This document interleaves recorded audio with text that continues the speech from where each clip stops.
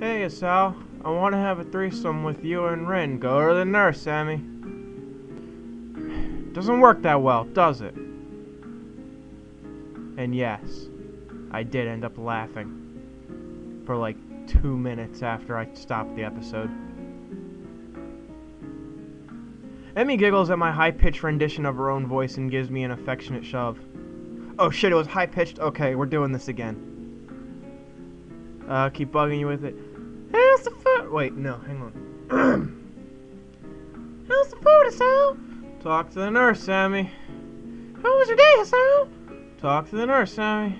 Sal, I think I'm ready to have sex with you. Talk to the nurse, Sammy. Yep. My voice isn't that high, you jerk. Yeah? Neither is mine. That actually kind of hurt to do. I thought it was pretty accurate.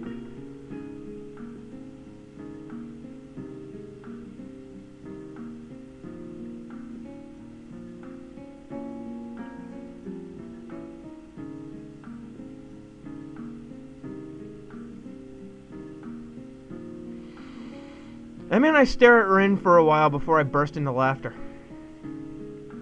Emmy crosses her arms and huffs, mock offended. We're both jerks. Such vile calumny. Oh my god. I don't know that word. I don't know that word. Calumny, the making of false or defamatory statements in order to damage someone's reputation. Slander. From you, young woman. I'm stunned that you would call me, of all people, a jerk. Honestly, I don't know what to think. Emmy sticks her tongue out at me. You ass.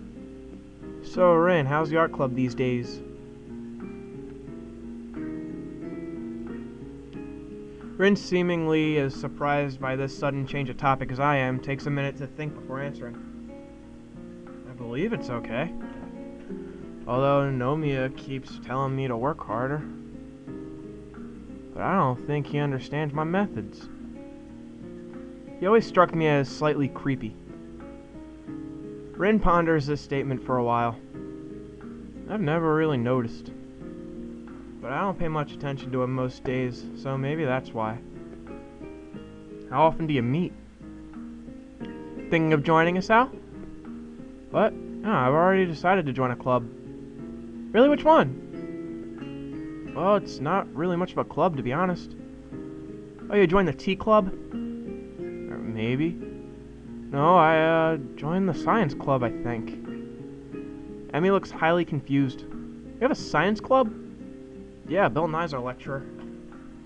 Not really, it's just me.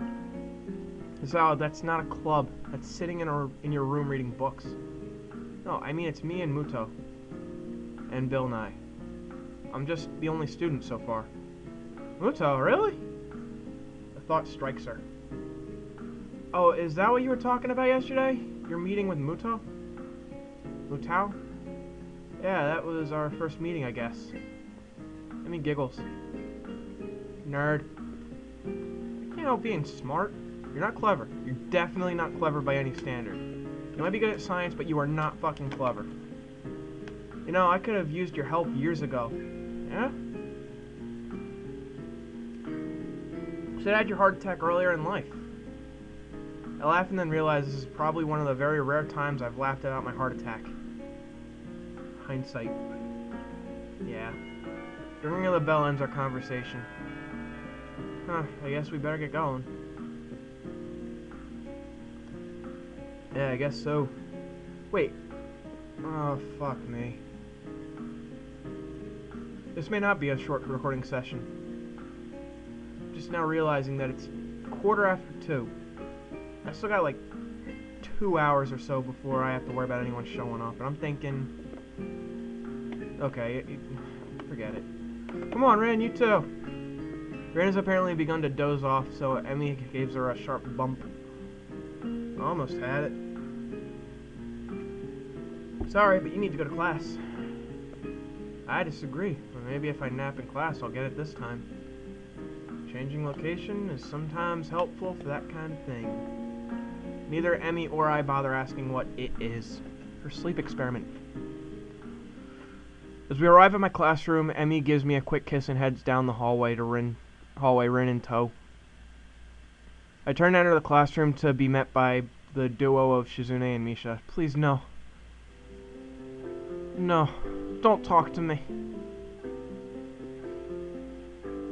Okay, I realized what I said. I understand what I said might have been disrespectful. But it's not you! It's you! Misha seems to be fighting a losing battle to keep from breaking into a fit of giggles while she translates Shizune's latest rant.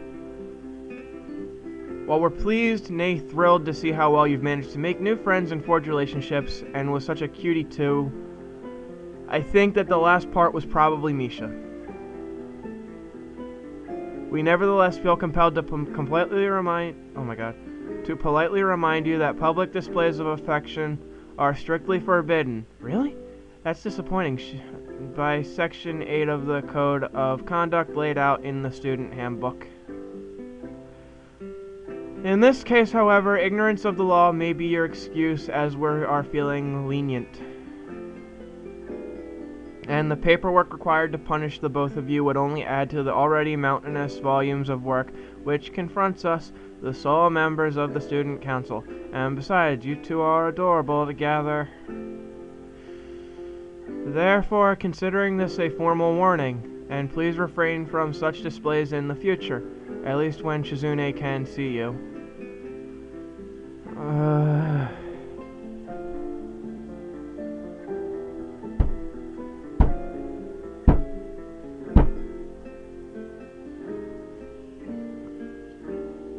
This whole spiel is so patently ridiculous that I can't help but reply in the same pompous manner.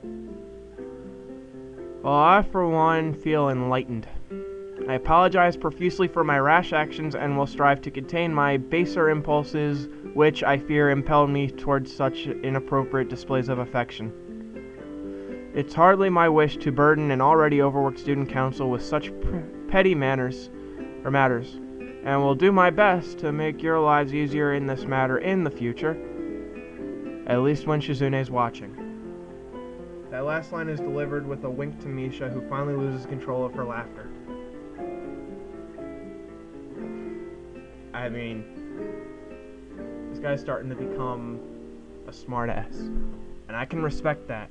I can respect a smartass. Well said. Chuckling a little myself, we enter the classroom. Class is uneventful, and after the final bell rings, I find myself alone with Muto again. Any after-school activities Sal can do for you? I'm sure we can change this. There we go. Any after-school activities he can do for you?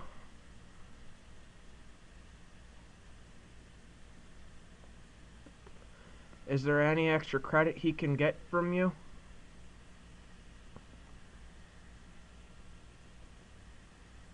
No. So, it looks like we've all assembled for the second meeting of the Science Club. Or is it the first? What do you think? Should we count yesterday as a meeting? Oh, we did form the club yesterday, didn't we? That seems like club business, so we can safely call yesterday a meeting. Muto smiles in his usual stilted and awkward way. I wonder if the muscles in his face are just not shaped correctly to let him smile naturally. You really do have a knack for this, I think. The logical thought process, that is. I guess so. The scientist speaks with authority, Sal. The answer is yes, I do. When the world wants to know how it works, we tell them. We tell it. Even if all we've got is decent hypotheses. But we must sound certain anyway, because we're the authorities on the subject, right? No. No. I study a false science. As much as I want to respect my field, it's not real. I mean, it is, but it isn't.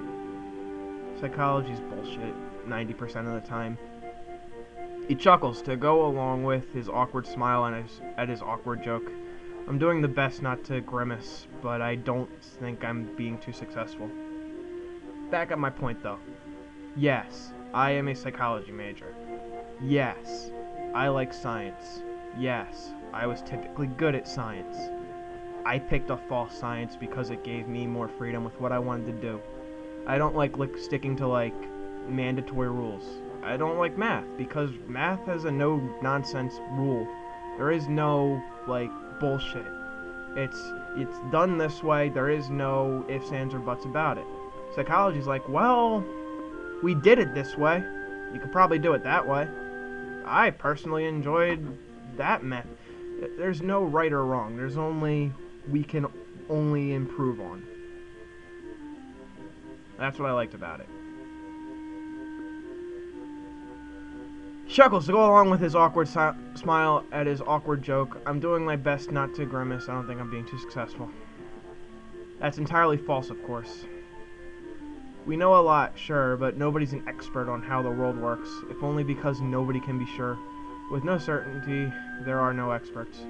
Oh, well, okay, he clarified for me. But we like to pretend sometimes. Yeah. Yeah, no, that's true. There's some things we can be certain of, right? Yes, but no. We know gravity's there, for example. To illustrate, Muto picks up a pencil and drops it. I would've went for a book. See? Still there. But it's good to check every once in a while. That's why you'll still see researchers mucking about with gravity.